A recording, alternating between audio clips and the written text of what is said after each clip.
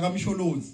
That is the first step. Kodwa ungahambe emhlabeni kungenanto edalwe uwe ngoba you are God yourself. Yezwa ke umuntu nomuntu la mayephuma la i-objective yakhe i2/3 majority. And leyo nto ilula kithi ma comrades. Abaningi abazi ilula. The first elections ga Mandela, I think we got somewhere around 11 million. Wayithola i2/3 majority. Kwalandela uThabo mbeki yehla from inamba ka Mandela. Wathola somewhere around kuyo i2/3 majority. Akangayisebenzisa because he had no objective yokukhulula umuntu omnyama. Kwangena umsholozi yakhuphuka, but because of our numbers ayikwazanga uyithola i2/3 majority. Kodwa yakhuphuka from i-decline after uThabo mbeki.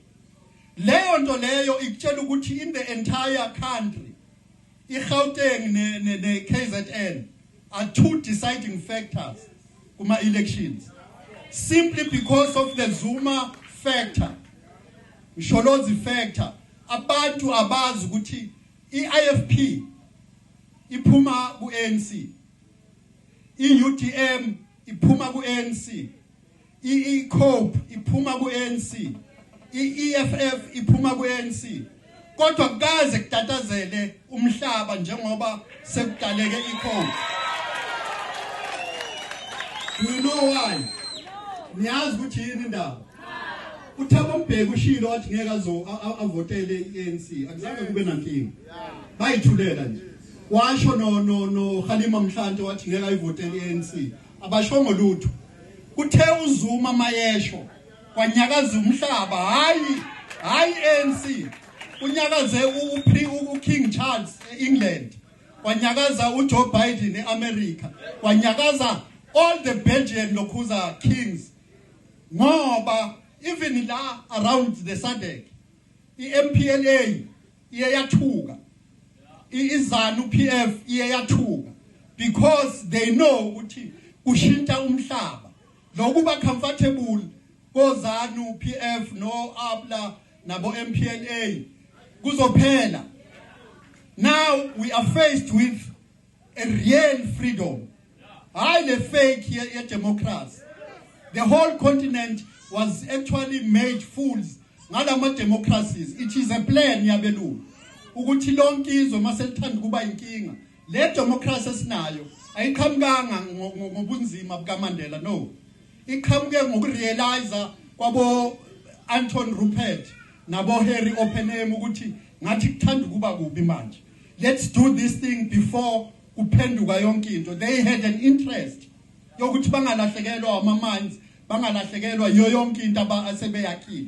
Hayi ethu kodwa ezweni lethu. They had a lot to lose, so they went ahead. Bamkhipha uMandela as early as 1986. Baqala ukuba nama meetings nayo uMandela, planning for this fake 1994 democracy. Leyo democracy was actually a very conditioned democracy. Ngoba kuyo on the agenda umhlaba was not part of it. On the agenda economy was not part of it.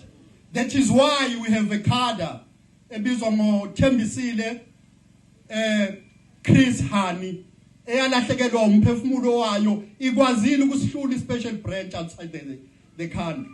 Kodwa wazofa esefa la ebulawa yini? Wayengeke akwazi ukuhlula ilokhu ispecial branch outside. Bese zofa on a Sunday morning ejokela. Kusho ukuthi ubulawe yithi instruction yokumbulala iphume kithi. So that is what I mean mangithi we should be selfless. Sikhumbule ukuthi Chris Hani ufele umkhonto wesizwe.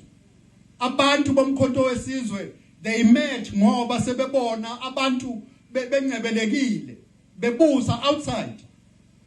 Benayo yonke inhlobo yemoto kodwa bethi bakulokhuza I'm struggling.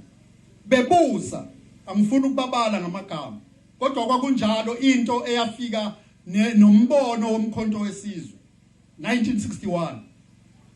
So ke my comrades ngiyacela zinikeleni ngenhliziyo zenu zonke njengoba nila anidukanga ngibonga mina idalwa zenu nonke ezinenze nayibona lendlela ngoba yiyo into yakusasa yiyo ezophatha lelizwe yiyo ezokhululwa umuntu omnyama amandla izwe elethu ayibuye Africa ayibuye Africa yabo